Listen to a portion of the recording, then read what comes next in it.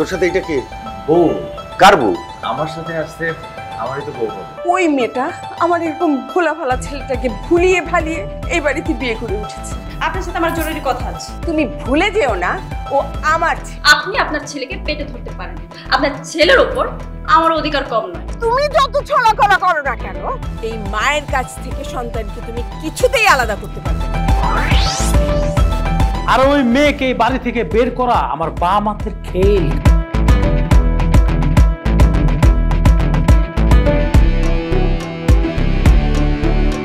অন্যের জন্য কুয়া করলে নিজেরই ওই কুয়াটা করতে হয়।